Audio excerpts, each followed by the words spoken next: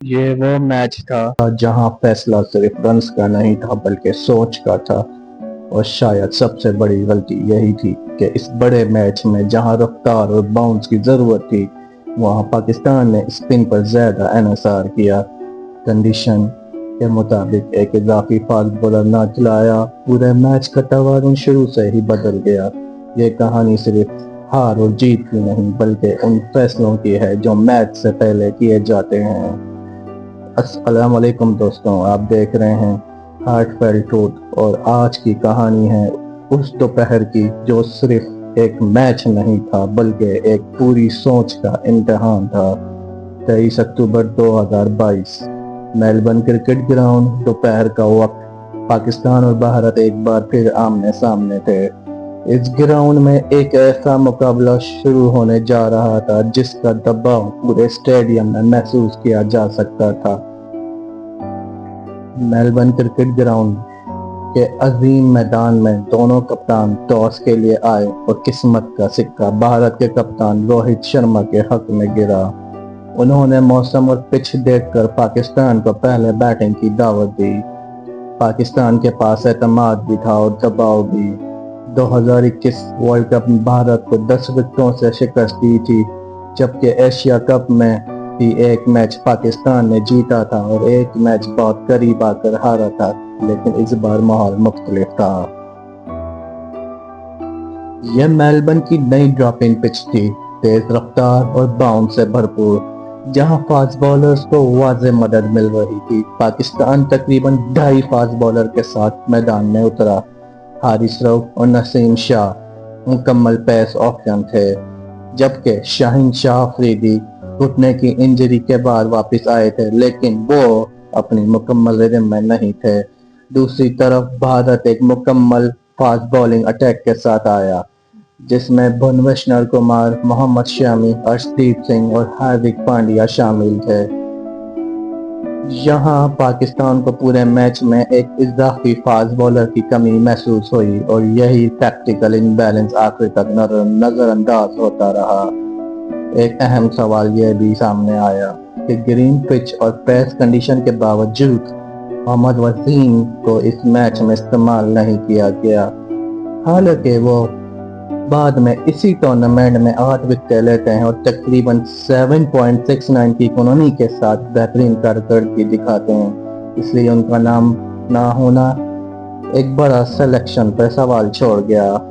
مزید دلچسپ بات یہ تھی کہ پاکستان کے کوچنگ اسٹاف میں ثقلین مشتاق، محمد یوسف، شون ٹیٹ اور میتھیو ہیڈن جیسے بڑے نام موجود تھے۔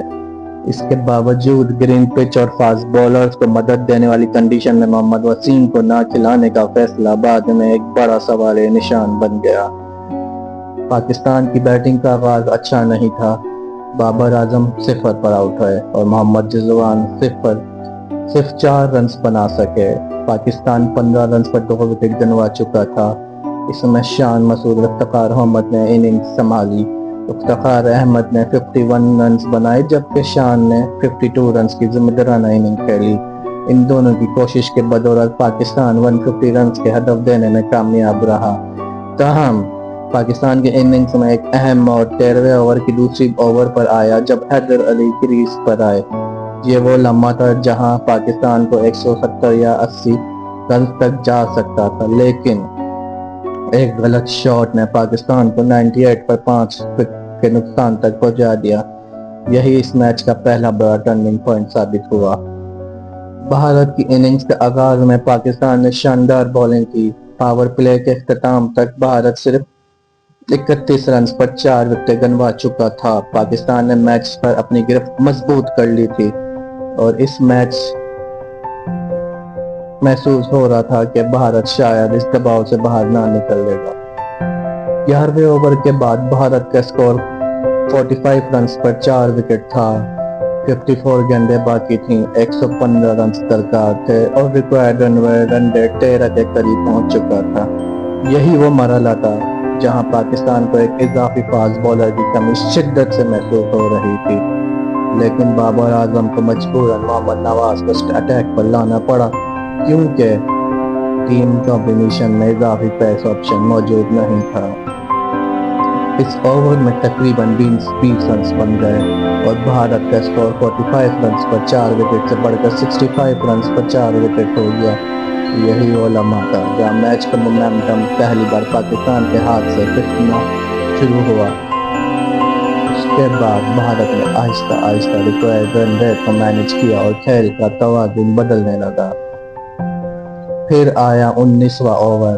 حارث رؤف بولنگ کر رہے تھے اور ویرات کوہلی نے 2 ایسے چھکے لگائے جنہوں نے پورے میچ کا رخ بدل دیا۔ یہ وہ لمحہ کچھ ایسا ہی تھا جیسے 1992 کے ورلڈ کپ فائنل میں محمد وسیم اکرم نے مسلسل 2 گیندوں پر 2 وکٹیں لے کر میچ کا نقشہ بدل دیا تھا۔ فرق صرف اتنا تھا کہ اس روز 2 گیندوں نے پاکستان کو جتوایا تھا اور اس روز 2 چھکوں نے بھارت کو جتا دیا۔ آخری اوور میں محمد نواز کے کندھوں پر پورے میچ کا بوجھ آ چکا تھا۔ دباؤ اپنے انتہا پر تھا، پچ میں ٹرن بھی بہت کم تھا اور باؤنس غیر معمولی طور پر زیادہ تھا۔ ایک اسپنر کے لیے یہ حالات آسان نہیں تھے۔ محمد نواز واضح طور پر دباؤ میں نظر آ رہے تھے اور اسی وجہ سے وہ روایتی اسپنر کے بجائے فاسٹ بولر کے انداز میں گیند پرانے کی کوشش کر رہے تھے۔ محمد رضوان کو بھی وکٹ کے کافی پیچھے کھڑا ہونا پڑا کیونکہ گیند تیزی سے اٹھ رہی تھی، لیکن اس دباؤ میں ایگزیکیوشن متاثر ہوئے اور دونوں بولز ہو گئیں اور پاکستان ہاتھ سے میچ مکمل طور پر نکل گیا۔ بھارت نے ہدف حاصل کر لیا اور ویرات کوہلی 82 رنز کے ساتھ ناٹ آؤٹ رہے، لیکن یہ صرف ایک میچ کی ہار نہیں تھی بلکہ کئی فیصلوں کا نتیجہ تھی۔ ایک ایسی گرین پچ جہاں فاسٹ بولرز کو مدد مل رہی تھی لیکن پاکستان پورے توازن کے ساتھ میدان میں نہیں اترا اور شاید یہی کمی پورے میچ میں کھٹکتی رہی۔ اور 23 اکتوبر 2022 کی وہ دوپہر جو امیدوں اور جشن کے جذبے کے ساتھ شروع ہوئی تھی، آہستہ آہستہ مایوسی اور خاموشی میں بدل گئی۔ میلبرن سے لے کر پاکستان تک چہروں پر اداسی تھی کیونکہ اس روز صرف ایک میچ نہیں ہارا گیا تھا بلکہ ایک سنہری موقع بھی ہاتھ سے نکل گیا تھا۔ لیکن کرکٹ میں کہانیاں ختم نہیں ہوتی، وہ صرف ایک اگلے مقابلے تک مؤخر ہو جاتی ہیں۔